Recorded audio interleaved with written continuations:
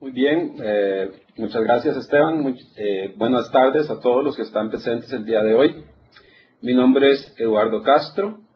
El día de hoy vamos a estar viendo un repaso sobre las distintas tecnologías que fueron introducidas durante la versión de SQL Server 2008, específicamente en todo lo que serían los temas para administradores de bases de datos, especificado en todo lo que sería cambios en seguridad, cambios en escalabilidad y alta disponibilidad.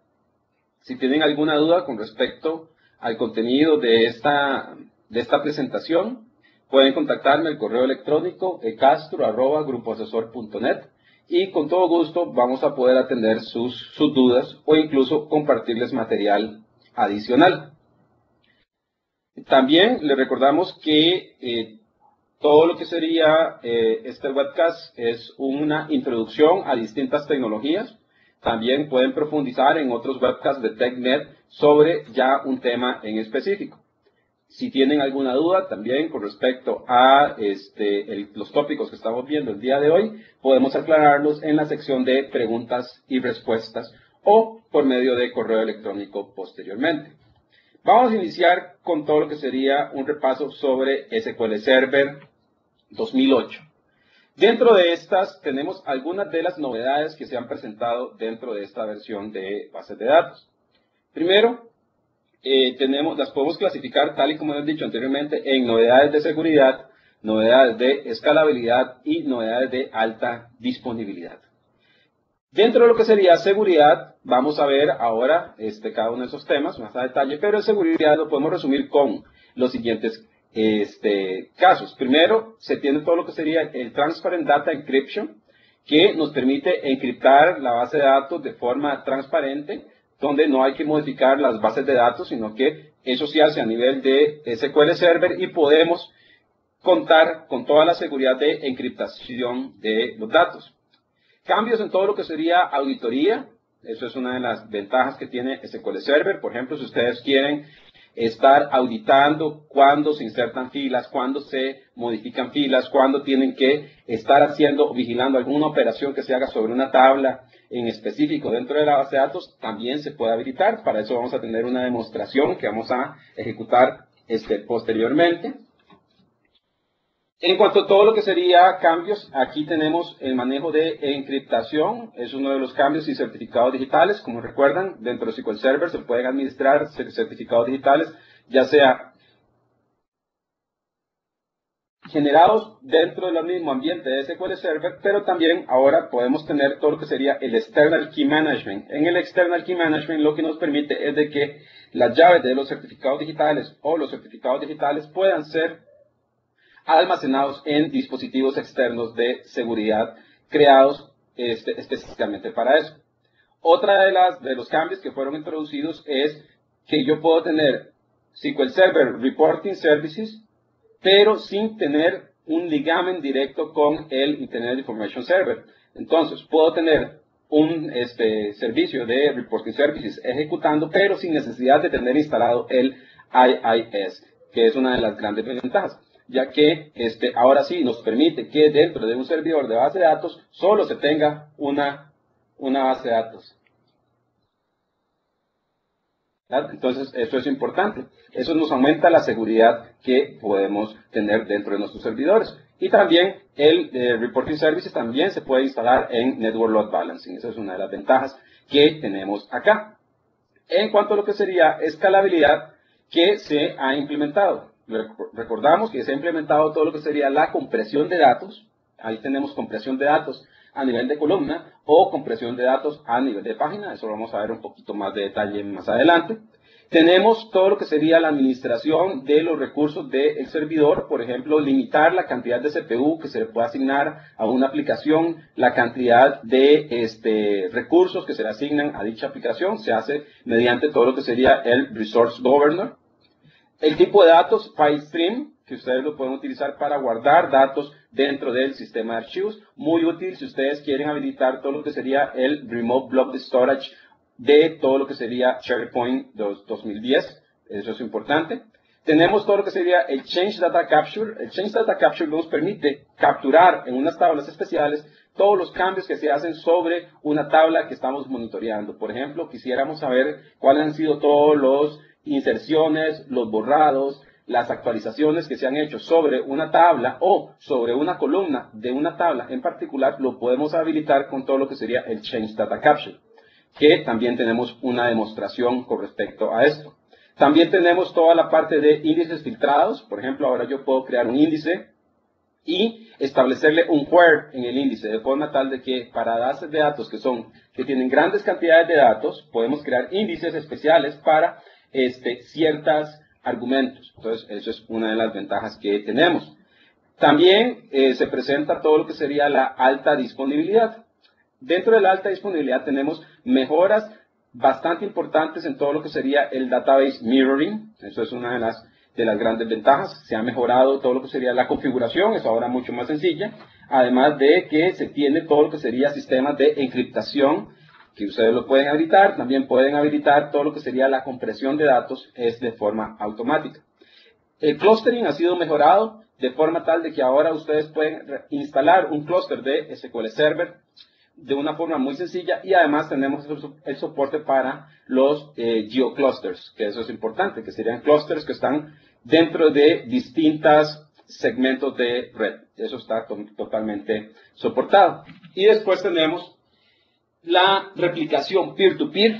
También se ha sido mejorado en todo lo que serían los campos de configuración y además en rendimiento. Entonces tenemos bastantes mejoras. Cada una de estas mejoras las vamos a ver un poco y vamos a tener una demostración de cada una de ellas. Empezamos con la parte de seguridad.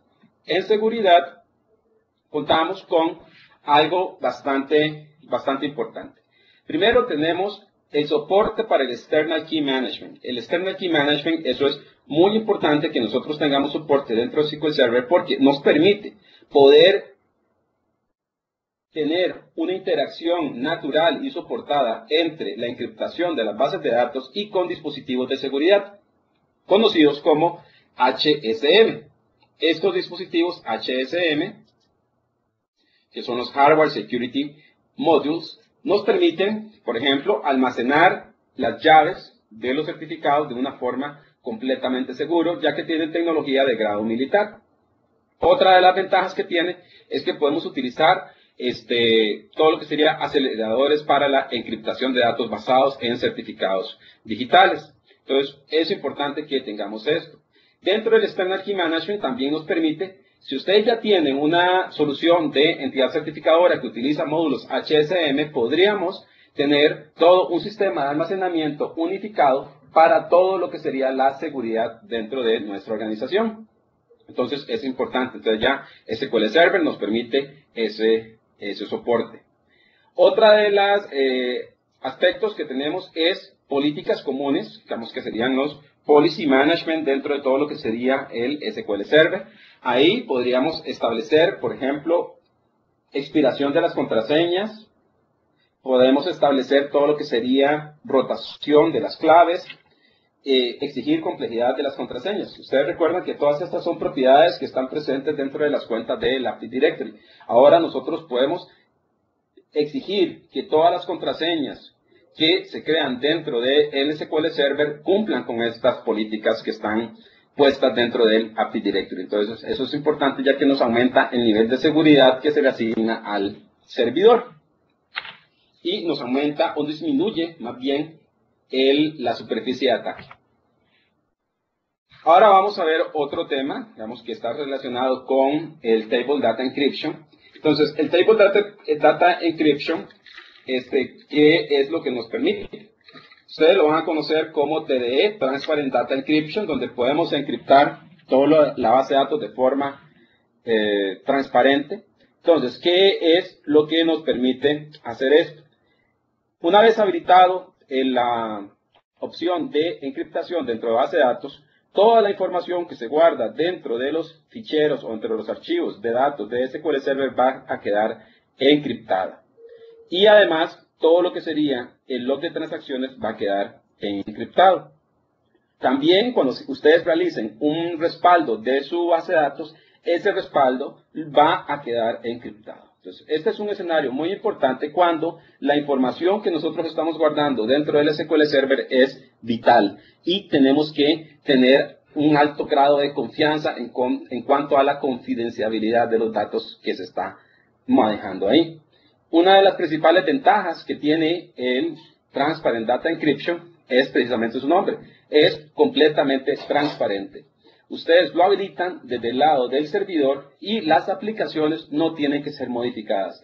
Las aplicaciones van a seguir trabajando de la misma forma que han trabajado de forma tradicional. Toda la encriptación se hace del lado del servidor y van a tener el soporte completo para Transact SQL.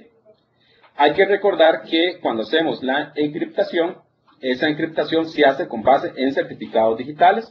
Esos certificados digitales pueden ser certificados generados dentro del mismo SQL Server o certificados que estén almacenados en los HSM modules que habíamos mencionado anteriormente. Entonces, es una de las ventajas que tiene el Transparent Data Encryption.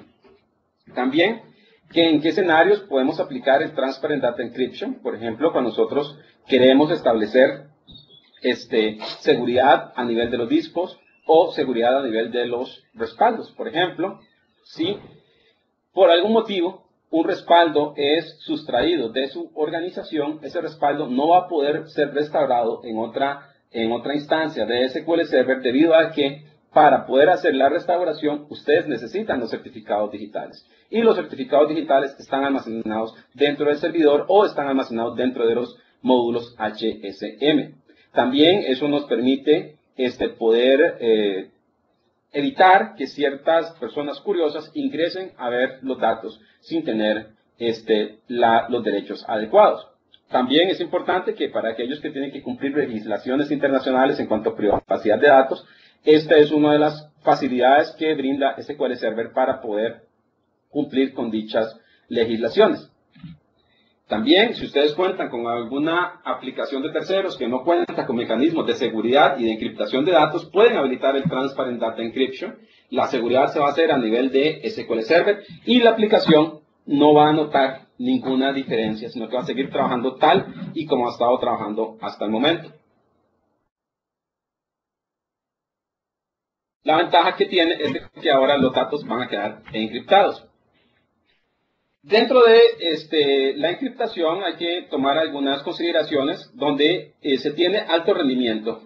¿Qué significa eso? Que la penalización por el uso de encriptación ronda alrededor del 3%, en contra de todo lo que sería la penalización en rendimiento del 20 a 30% del EFS, el Encryption File System de NTFS.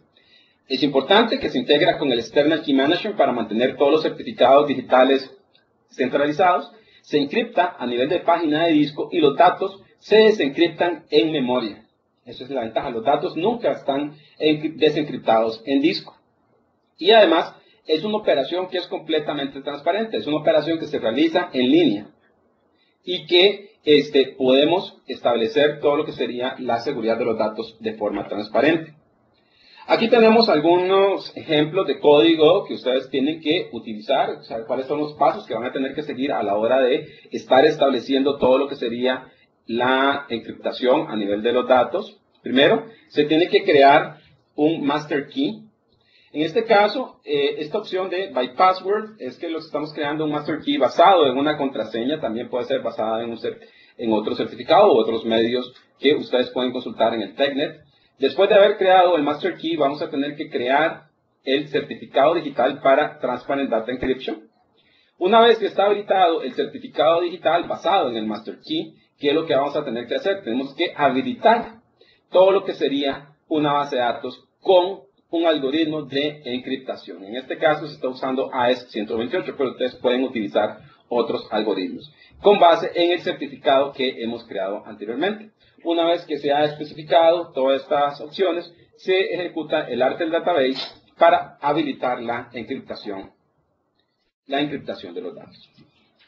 Para poder ver esto, vamos a ejecutar una pequeña demostración. En este caso, les voy a compartir mi escritorio. En unos minutos va a aparecer mi escritorio. Acá lo que tengo es una instancia de SQL Server. Dentro de el SQL Server vamos a abrir ya un script previamente creado.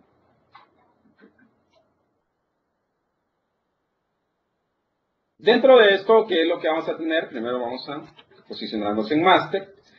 Se crea una base de datos normal, en este caso es una base de datos de Table Data Encryption. Una vez que tenemos creada la base de datos, vamos a movernos a esa base de datos. Podemos crear una tabla dentro de esa base de datos. Y ahora lo que tenemos que hacer es ejecutar todo lo que serían los aspectos de encriptación de los datos. Primero se tiene que ejecutar este estatuto que tengo acá. Vamos a seleccionarlo y también hacerlo un poquito más grande. El estatuto que tenemos aquí es, primero nos ubicamos en master y creamos el master key con base en una contraseña. En este caso estoy usando una contraseña por default. Una vez creado ese master key, digamos que está a nivel del servidor, tenemos que crear un certificado con base en ese master key. Para eso tenemos este otro estatuto, que es crear el certificado, ¿verdad? Que se llama DB Encrypt Cert Key. Le ponemos un nombre. Una vez que tenemos el master key, tenemos el certificado, lo que sigue es habilitar esas opciones dentro de todo lo que sería nuestra base de datos. Para poder hacer eso, ¿qué es lo que necesitamos hacer? Necesitamos crear un Database Encryption Key con base en el certificado que hemos creado anteriormente, ¿verdad? Acá tenemos aquí un warning que nos está estableciendo aquí, digamos, este warning, no sé si ven que aquí aparece un warning. Esta advertencia lo que nos está diciendo es que acabamos de crear un certificado para encriptación de base de datos. Lo que nos está diciendo este warning es que tenemos que hacer un respaldo inmediatamente de este certificado, porque ahora todas las operaciones, cuando se utilice ese certificado, va a estar encriptada de esa forma. Si queremos ahora activar la encriptación, tenemos que hacer un alter database. Aquí está el comando. Tenemos que hacer un alter database tddb, y lo que hacemos con el set encryption off, lo que estamos haciendo es habilitando la encriptación de datos dentro de esta base de datos. Y eso es todo lo que tenemos que hacer. Ya de ahí en adelante, toda la encriptación de los datos es hecho de forma transparente. Por ejemplo, ya podemos empezar a utilizar la base de datos tal y como lo habíamos estado utilizando hasta el momento. De ahí el nombre de Transparent Data Encryption. Digamos, la encriptación de los datos se hace de forma transparente y en background. Vamos a volver a nuestra presentación.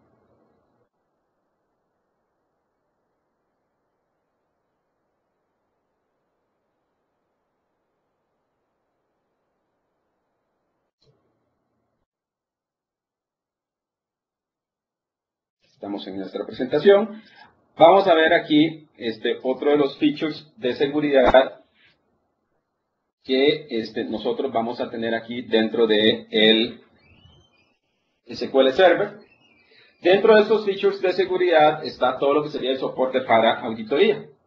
Todos siempre hemos tenido, digamos, algún requerimiento de que podamos tener auditoría con respecto a todo lo que sería el uso de la base de datos y cómo lo que estamos utilizando y cómo lo estamos utilizando. Dentro de ese uso, siempre va a estar dentro de los requerimientos es utilizar algún tipo de auditoría. La auditoría, digamos, en SQL Server también se puede habilitar, es una opción que ustedes habilitan a nivel del Management Studio. Pueden habilitarla mediante el Management Studio, también mediante el Transact SQL. Puede ser basada en guardar la auditoría ya sea en un archivo Digamos que en mi opinión personal, eso es lo más recomendado, guardarlo en un archivo, o también puede ser que la auditoría se envíe hacia el registro de eventos de Windows. La desventaja que tiene guardar en el registro de eventos de Windows es de que puede ser de que se llene muy rápido y que se empieza a sobreescribir. Entonces, si es basado en un archivo, entonces nosotros podemos ponerlo en un directorio que tenga suficiente espacio, en un disco que tenga suficiente espacio, para poder soportar todas las auditorías que estamos guardando. Entonces, eso es una de las partes importantes. También, ¿cómo es que funciona la auditoría? La auditoría se basa en una característica que es de SQL Server, que se llama Extended Events. Extended Events, que serían los eventos extendidos. Los eventos extendidos, lo que me permiten es, para cada evento que ocurre a nivel de servidor o que ocurre a nivel de base de datos, yo puedo habilitar algo que captura esa información cuando se ejecutó. Entonces, ¿qué es lo que podemos hacer? Podemos capturar cuando un usuario hace login, cuando un usuario hace logout, cuando se conectan a una base de datos, se desconectan de una base de datos, cuando hacen alguna operación de Transact SQL. Todo eso puede ser capturado y esa información es guardada directamente dentro de todo lo que sería el log de auditoría.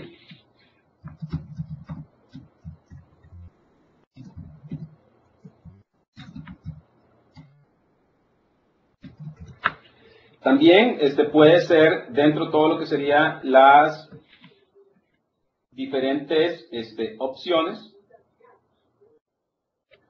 que podríamos tener, ya sea de forma síncrona o asíncrona.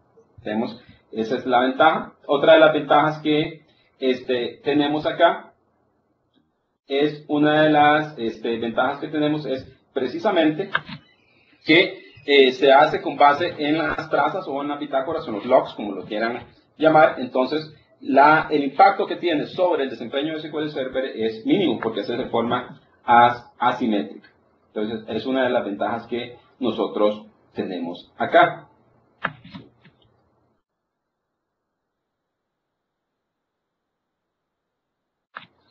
Vamos a seguir un poco acá con un poco de cómo se habilita la auditoría. Para poder hacer eso, lo podemos hacer ya sea, como lo vimos anteriormente, mediante Transact SQL, o lo podemos hacer mediante la interfaz gráfica de SQL Server. Dentro de este caso, tenemos aquí la sintaxis. Primero, tenemos que crear el audit log. El audit log es precisamente hacia dónde se van a guardar los logs de la auditoría. Entonces, la bitácora de auditoría. Entonces, nosotros podemos elegir, en este caso se está guardando en el Application Log, en el Event Viewer, puede ser que se guarde en el de seguridad, o podemos escoger también que se guarde dentro de un archivo. Entonces, esa es una de las ventajas que nosotros tenemos acá. Dentro de las pasos que siguen es precisamente crear una especificación de auditoría. Dentro de la especificación de auditoría, lo primero que tenemos que elegir es ¿para qué? Digamos, ¿qué sería? ¿A nivel de servidor o a nivel de base de datos? Entonces ven que dice aquí, Create Server Audit Specification. Entonces es una especificación de auditoría a nivel de servidor. Dentro de todo lo que sería la especificación a nivel de servidor, ¿qué es lo que vamos a tener?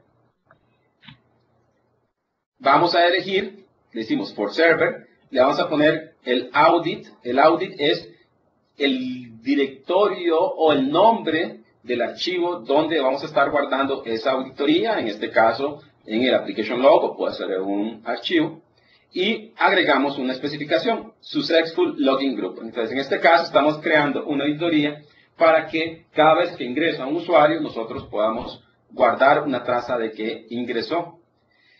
Y eso es a nivel de servidor. Después, podemos tener otro tipo de auditoría, que en este caso es a nivel de base de datos. Vean que la sintaxis cambia un poquito, que sería Create Database Audit Specification, un nombre. Después le decimos dónde vamos a guardar, que sería aquí el audit, sería auditoría simple. Agregamos la especificación de la auditoría que queremos estar llevando, pero vean que en este caso, la operación que vamos a estar haciendo es especificando cuándo es que queremos guardar dicha auditoría. En este caso va a ser en las actualizaciones que se hagan a mitad. Entonces eso es importante que nosotros lo tengamos ahí bastante claro. Dentro de la auditoría, digamos, vamos a hacerles un pequeño demo. Para eso voy a conectarme otra vez y compartir el desktop.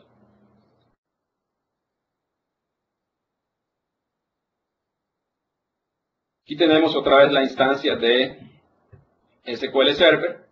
Dentro de todo lo que sería la parte de la auditoría,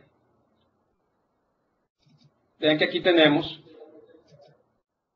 dentro de la parte de seguridad, déjenme hacer esto un poquito más grande. Dentro de la parte de seguridad de SQL Server tenemos aquí esta rama que es de la rama de seguridad dentro del Management Studio. Dentro de toda la parte de Management Studio tenemos esa otra parte que son las auditorías. Esto nos dice específicamente dónde queremos guardar el audit. Para hacer esto, vamos a venir acá. Puedo crear una nueva auditoría. Aquí el nombre de la auditoría se genera un nombre de forma automática. Si ustedes quieren pueden utilizar este nombre o pueden utilizar otro. También es importante, vamos a cambiarlo aquí.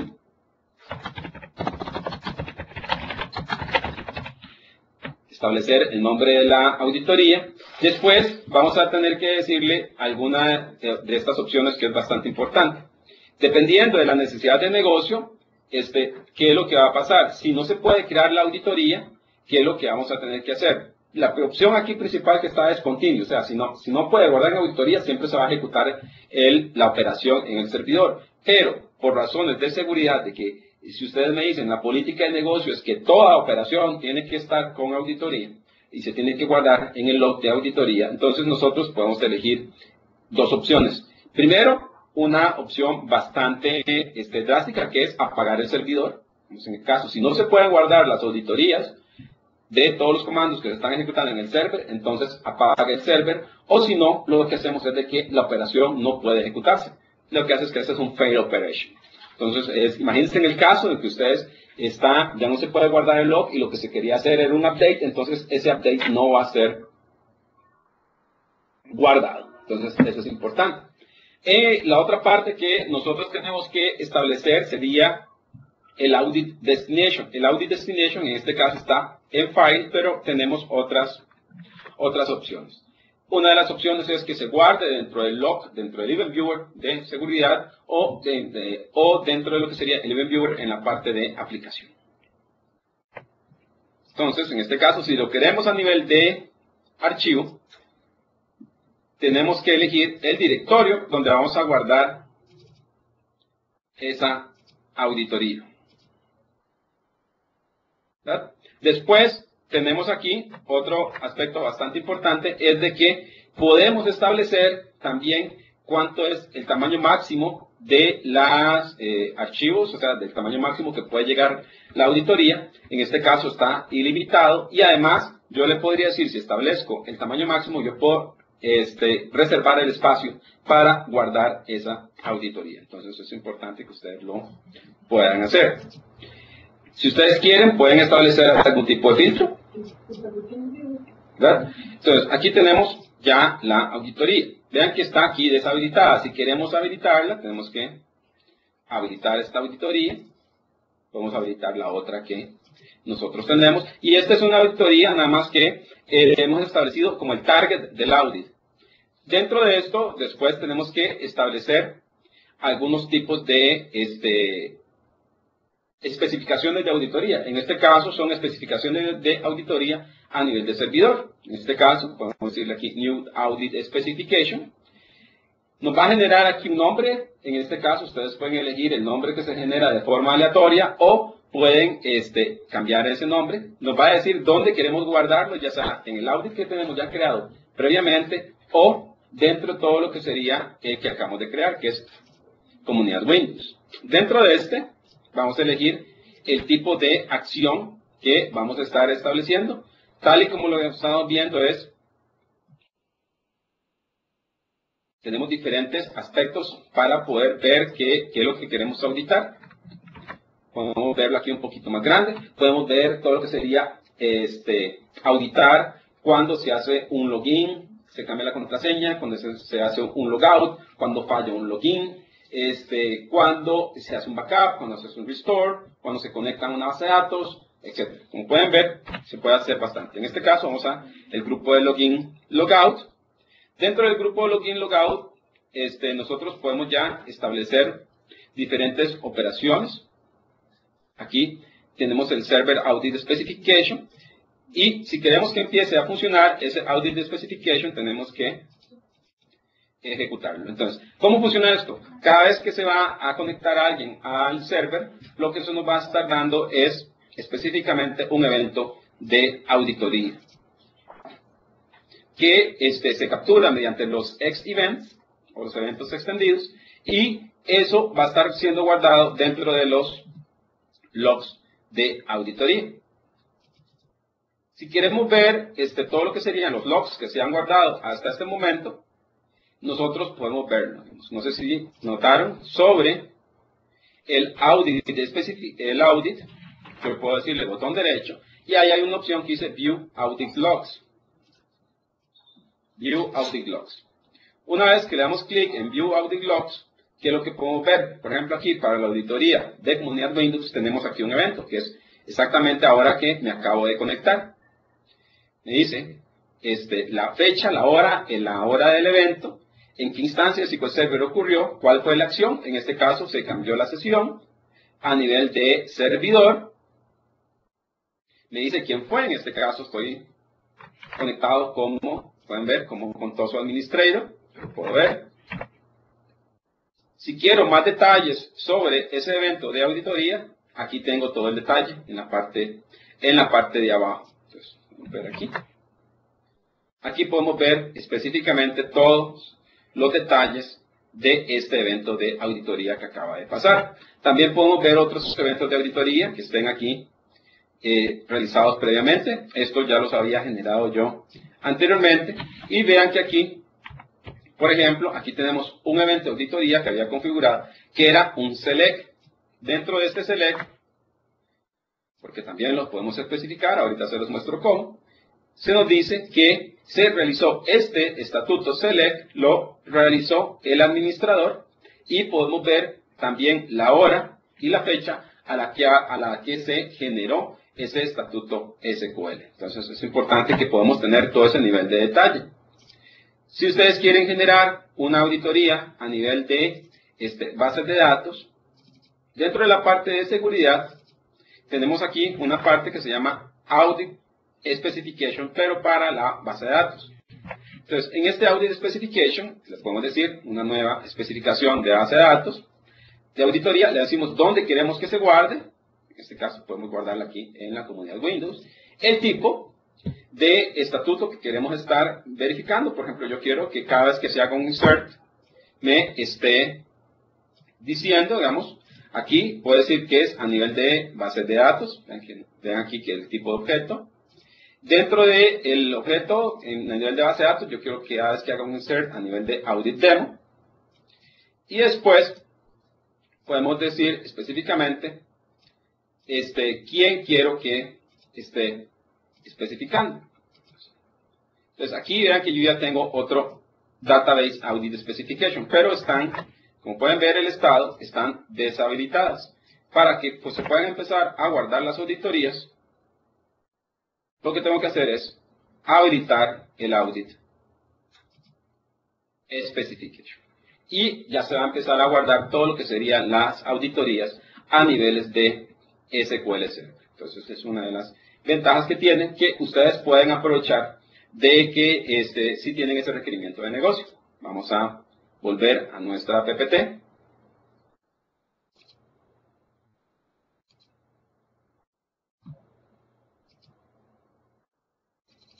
En cuanto a escalabilidad, tenemos un nuevo esquema que sería el uso del Resource Governor. El Resource Governor es introducido en SQL Server y lo que nos permite es poder controlar todo lo que serían los recursos del servidor. podemos controlar específicamente la cantidad de memoria, la cantidad de CPU que está permitido hacia una carga en específico. Una carga podría ser una aplicación. Por ejemplo, ustedes podrían decir, la aplicación X va a poder llegar a utilizar todos los comandos que se utilicen, que vengan identificados con el word load de la aplicación X, va a utilizar X cantidad de memoria y X cantidad de CPU. Entonces, eso es importante, que ustedes lo puedan tener importante. Entonces, ¿qué nos permite? Nos permite controlar y priorizar recursos para sistemas tales como OLTP. En este caso, ¿cómo es que funciona? Imagínense que ustedes tienen una aplicación que es crítica para ustedes. Esa aplicación tiene cierta cantidad de recursos, digamos, en el servidor que están disponibles. Y lo que ustedes quieren prevenir es de que se ejecute alguna operación que consuma todos los recursos de CPU. Por ejemplo, que ustedes tengan una persona que está haciendo reportes ad hoc. Entonces, se le ocurre hacer un select que incluye una gran cantidad de recursos. Eso lo que va a hacer es que se va a hacer más lento el servidor. En ese caso, lo que podemos hacer es establecer todo lo que sería el Resource Governor. Entonces, le decimos que cuando sea ese tipo de aplicación, no le asigne tanta memoria y no le asigne tanto CPU, para que el resto de operaciones funcionen de la forma adecuada. Entonces, eso es importante que ustedes sepan que está disponible y que lo pueden habilitar. ¿Cómo se trabaja el Resource Governor? El Resource Governor se trabaja bajo el concepto de grupos de carga, donde se habilita todo lo que serían las cargas de trabajo. ¿Y cómo lo podemos identificar? Lo podemos identificar por algo que se llama la función identificadora. La función identificadora podría ser, por ejemplo, el nombre de la aplicación que se está conectando o el nombre del usuario que se está conectando. Entonces, eso es importante que nosotros podamos tener. Aquí tenemos algunas operaciones, algunos ejemplos, por ejemplo, donde decimos de que podemos establecer diferentes pools, donde cada uno de esos pools va a tener diferentes cantidades de recursos asignados.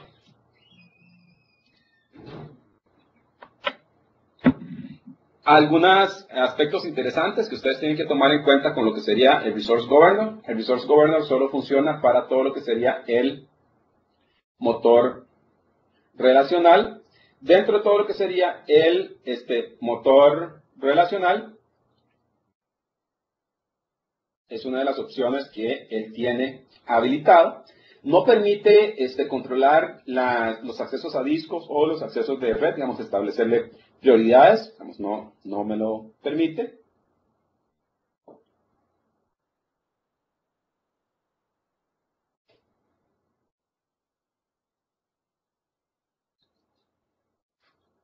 ¿Verdad? Pero eso es importante. Y esto actúa a nivel de instancia, no a nivel de servidor. Pero es algo que nos permite trabajar. Aquí tenemos algunos ejemplos de cómo crear el Resource Governor. Primero tenemos que establecer si queremos habilitar el Resource Governor o no, habilitarlo o no. Creamos un workload. Dentro del workload vamos a crear también y asociar todo lo que sean los Resource Pools. Los Resource Pools es, por ejemplo, cuál va a ser el mínimo de CPU que vamos a tener, y además se lo podemos asignar a un workload. Vamos a ver aquí un poquito más. Esto es lo más importante que está asociado con lo que sería el Resource Governor. Por ejemplo, cuando nosotros tenemos el Resource Governor, vamos a tener que tener algo que es conocido como la función clasificadora. La función clasificadora es la que nos permite identificar qué workload se le está asignando a la persona que se está conectando. Entonces yo podría decir, por ejemplo, alter resource governor con la función clasificadora, en este caso, la que tenemos definida acá. Y la función clasificadora lo que está diciendo es que si el grupo que se está conectando es grupo OLTP, aquí podemos ver que en el resource pools que le habíamos asignado anteriormente es de que el CPU mínimo que se le puede asignar a ese tipo de conexión es 50%. Entonces, eso es importante que ustedes lo puedan estar estableciendo, y es una forma de poder hacer la administración de los recursos. Otra de las ventajas que tiene aquí es que existe una serie de vistas del sistema para poder ver todo lo que serían las partes de la administración del Resource Governor. Uno de los aspectos bastante importantes, ya pasando de tema, viendo el siguiente tema, es la compresión de datos. La compresión de datos en SQL Server lo que nos permite es poder ahorrar cantidad de espacio que está asignado a la base de datos. Y se puede introducir dentro de SQL Server casi que de una forma muy transparente. Y una de las ventajas que tiene es de que al estar comprimidos los datos se da menos operaciones de entrada-salida, por lo cual nosotros tenemos mejor rendimiento. Entonces, esa es una de las ventajas que nosotros tenemos acá. Dentro de la compresión de datos, tenemos acá algo importante, donde tenemos la compresión de datos a nivel de fila y la compresión de datos a nivel de página. A compresión de fila, ¿qué es lo que significa? ¿Qué es lo que nosotros podemos tener? Primero, se convierten los tipos de datos numéricos de tamaño fijo a tamaño variable, se convierten los tipos de datos de carácter de tamaño fijo a tamaño variable. Y lo que se hace es que se establecen optimizaciones para poder almacenar valores tales como nulos, ceros, que tienen y desperdician espacio. Entonces, ¿qué es lo que significa? En la compresión por fila se guarda en disco únicamente los bytes necesarios para poder guardar la información que está representada dentro de una columna. También podemos tener la compresión a nivel de página. La compresión a nivel de página es un poquito más interesante, donde nosotros podemos establecer valores comprimidos. Los valores comprimidos es también basados en prefijos y la compresión por diccionarios. Entonces, cuando tenemos una compresión de páginas, tal y como lo vemos acá, se realiza por fases. Primero hacemos la compresión de fila, después hacemos la compresión por prefijos, que en ese caso lo que se hace es que se obtiene un prefijo que permite la mayor reutilización de datos que se repiten. Entonces, ¿qué es lo que va a hacer? En cada fila donde el dato se repite, se hace una referencia a las bytes que están en la cabecera.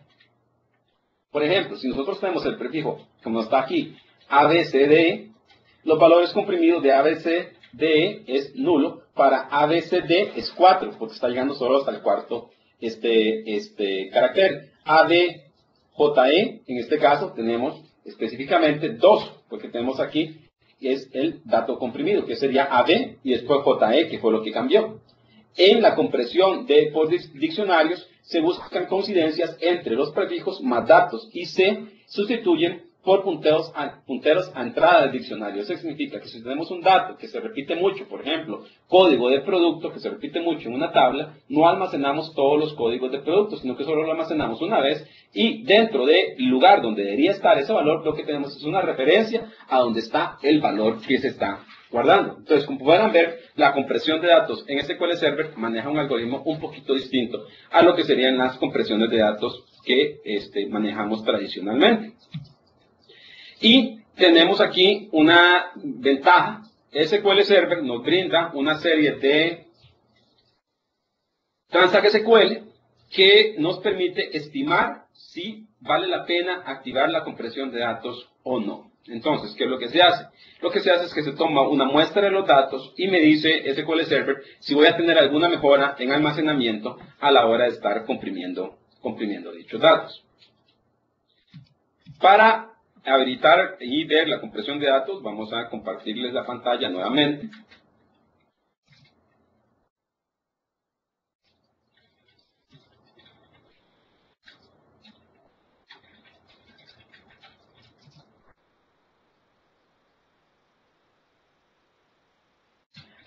Acá, lo que tenemos aquí es un Transact SQL ya previamente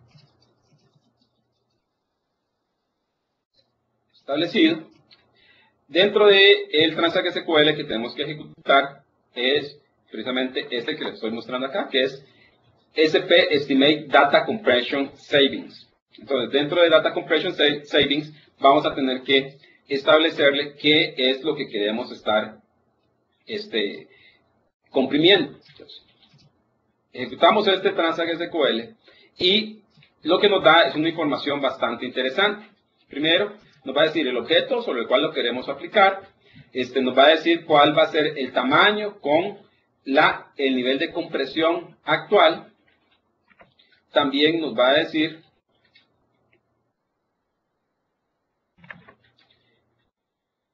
el tamaño con la compresión ya establecida, ya sea con la compresión en este caso, podemos decirle que sea por fila.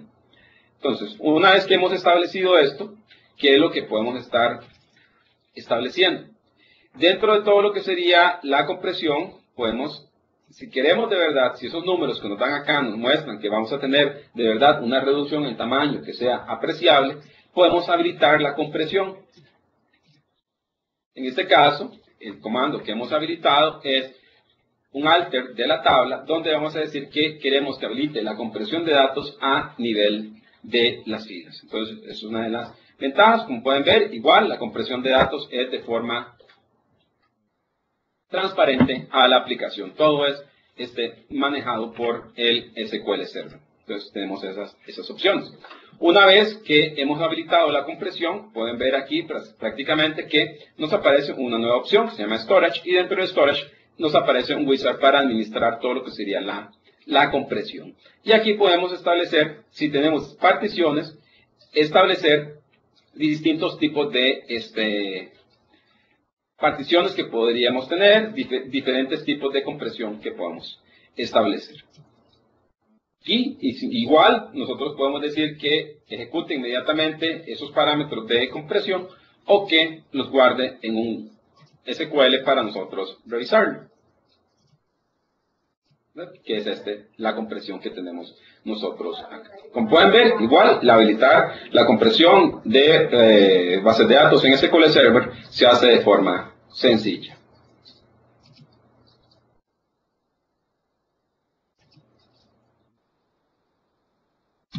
Otra de las características importantes que tiene SQL Server, que son bastante útiles para los administradores de bases de datos, es todo lo que sería el Change Data Capture. El Change Data Capture lo que nos permite es tener un agente, que en este caso está leyendo el log, para detectar los cambios que se realizan en las tablas. Y esos cambios son guardados en unas tablas especiales que se llaman Change Tables. Una vez que tenemos los cambios en esos Change Tables, podemos establecer cuáles han sido los comandos que se han ejecutado contra esas tablas que estamos viendo para detectar si se hubo algún cambio o no. El CDC se puede habilitar a nivel de base de datos. Para eso tenemos una serie de Transact SQL que podemos ejecutar. Aquí tenemos el SPC CDC Enable DB, lo que nos va a permitir es habilitar el Change Data Capture a nivel de base de datos. También lo que podemos hacer es que se habilitan a nivel de tabla, en este caso sería el CDC o CDC _Enable Table, digamos que habilitamos la captura de cambios a nivel de tabla. También se puede, hay que recordar que el CDC se basa en algunos esquemas o tablas que están dentro del esquema que se llama igual Change Data Capture y está basado en agentes. Entonces, eso es importante que ustedes lo tomen en cuenta. ¿Qué es lo que hace acá? Lo que hace es de que el agente de lectura se comparte con el log reader de replicación y además lo que permite que hacemos es de que podemos crear diferentes tipos de características de captura de cambios. Si ustedes quieren habilitar el Change Data Capture, igual se puede hacer desde el Management Studio.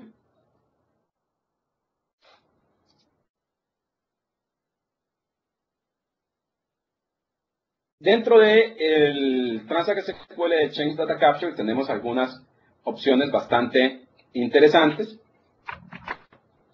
Primero, tenemos Transact SQL que está asociado, tal y como lo he dicho anteriormente. El primero es una columna que está en todas las bases de datos, que sería is CDC enabled.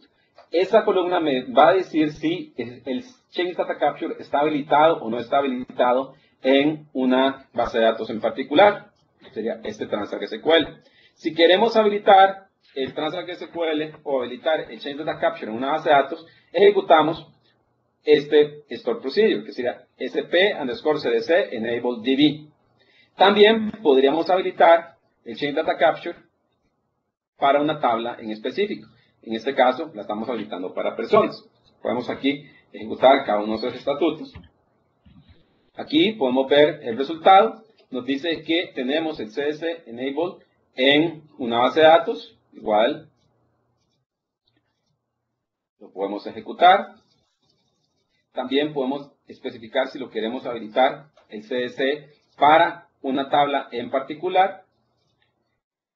Si nosotros consultamos aquí la base de datos, el CDC demo,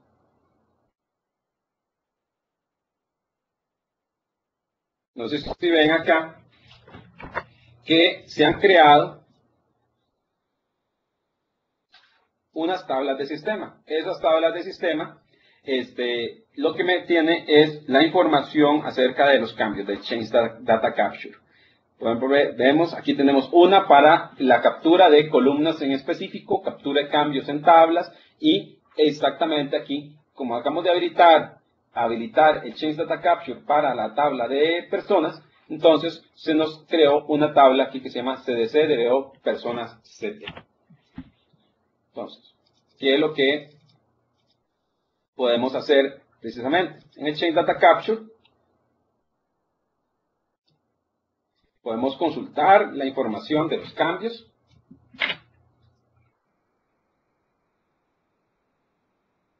Que se están capturando. En este caso dice que se está capturando cambios que se den en la columna de código.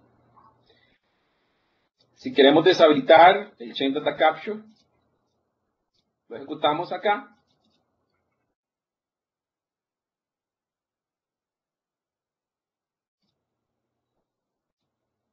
Como pueden ver, en el momento que deshabilitamos el Change Data Capture, nos desapareció la tabla para captura de la tabla de personas. También yo le podría decir que tengamos el Change Data Capture, pero solo para algunas columnas. En este caso, solo para la columna de código. Entonces, aquí me genera otra vez los datos.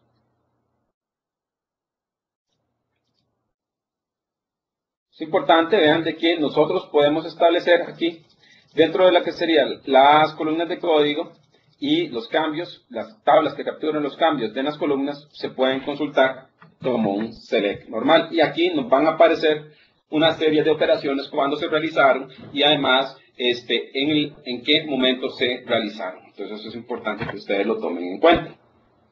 Vamos a volver a nuestra presentación.